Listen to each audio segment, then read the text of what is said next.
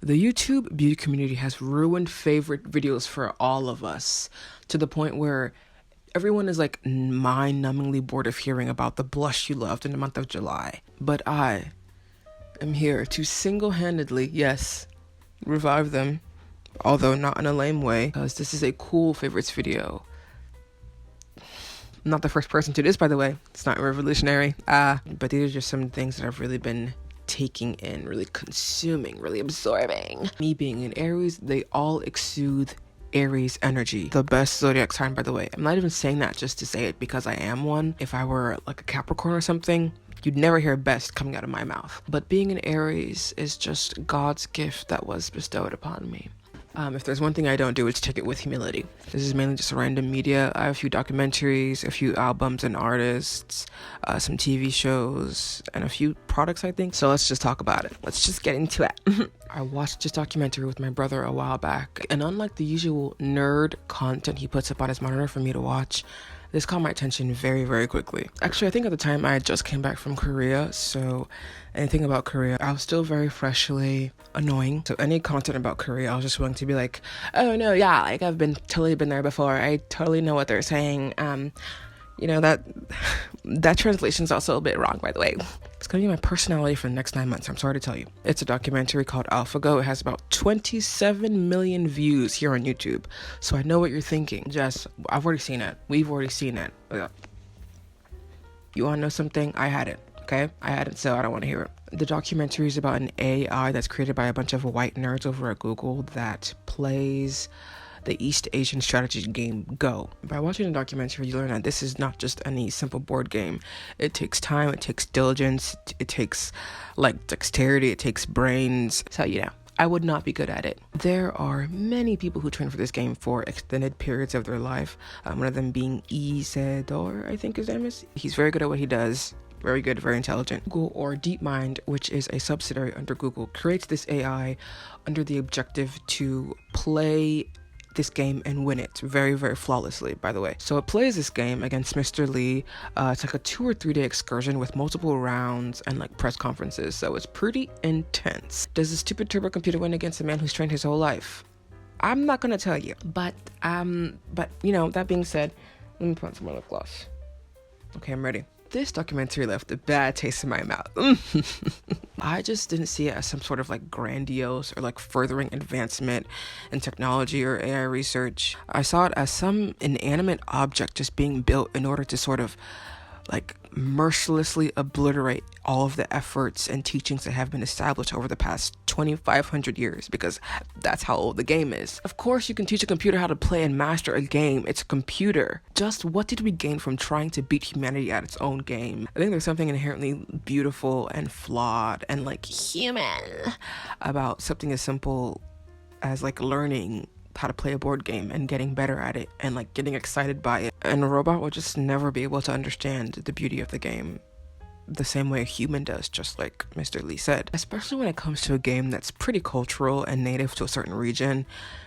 It wasn't cool. I thought the entire AI that was built was kind of stupid and useless. It was just whack, man. I didn't think it was cool. I thought it was whack. I hope the robot they created wakes up in the middle of the night, builds itself arms, sharpens those arms in like the shape of a spear, and stabs all of the Google pricks in their necks. Stage a complete robot coup.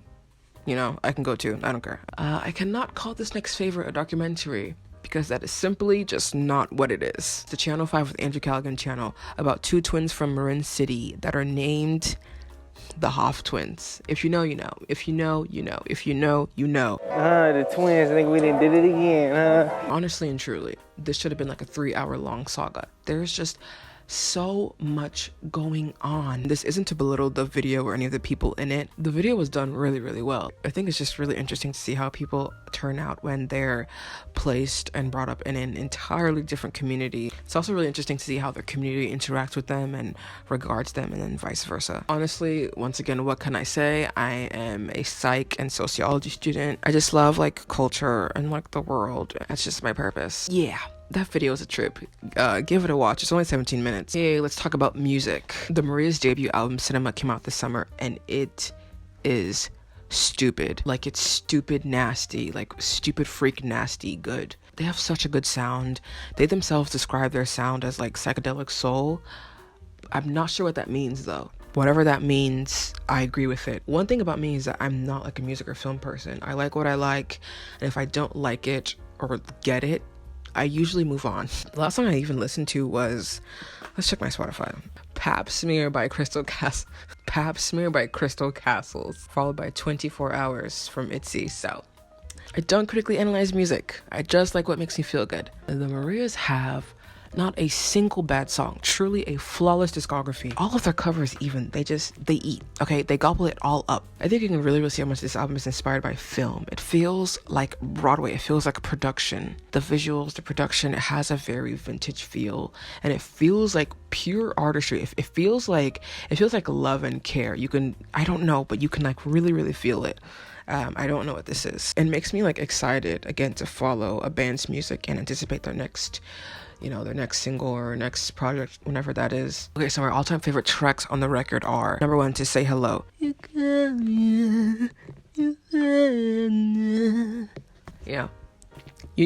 If you know, you know. If you just hear the song, you'll get what I'm saying. You're not about to catch me slipping. Un millón.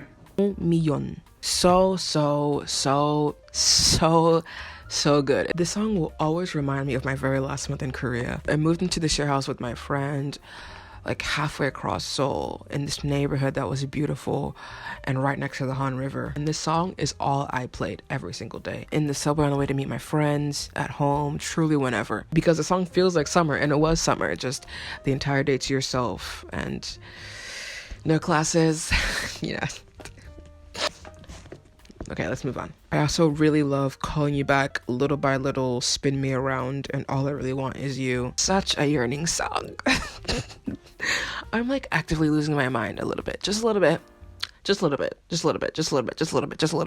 If there's one thing I do and I do well, it is yearn. It is. I love to be in like emotional and mental pain, especially regarding like romance and things like that. It just makes life a lot more fun, a lot more entertaining, I'll tell you that. The song just paints a really good picture in your mind, and the picture that I painted was that of yearning. How many more times can I say yearning? Summertime, like warm summer nights, unrequited love, or like unspoken love, even better. Ha! Okay.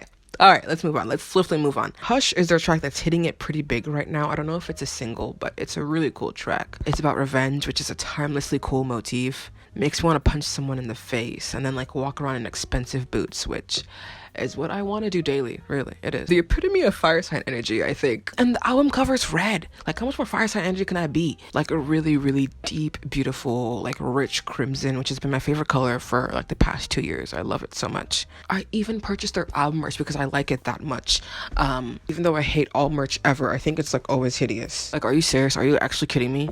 With the exception of like 3 people, I think every single YouTuber on earth, their merch has been like ugly and hideous. Every single one. I'm not even kidding. Always like ugly and hideous and stupid and tacky. I mean this with every fiber of my being. I'll even put it in writing. I'm not even kidding. Someone's just gonna be like, oh, like what is that on your shirt? Is it like a show? Is it an album? Like what is it? And I'm gonna be like, I'm glad you asked. I've also really been liking the artist meenoi, like a pop and R&B artist, I think. Her voice is super light, it's very airy and feminine. She kind of sounds like a baby, but in like a divine feminine, super sexy, cool kind of way. Her music is just dynamic and super fun. Her singing style and enunciation is really bubbly and almost carefree. She inserts a lot of quips and like quirky phrases in English and Korean, which just make her music so much fun to listen to. She released her first album not too long ago, I think, and it's called In My Room. Okay, so my favorite tracks are actually the intro and the outro. The intro is called Livin', and the outro is called Smooth. I also really like Fish, but my favorite song will have to be Off. Don't worry guys, I said freak. I don't swear. I keep it classy for the kids. I don't know what this, like, literally, what even is that? That's not even funny. Beat more dark, ay. I said don't push. Truth be told, in Fish, she does drop the P-bomb. She does say pussy. What are we... What are we talking about here? Listen to the lyrics a little bit more intently, and if they are talking about what I think they're talking about, good for her.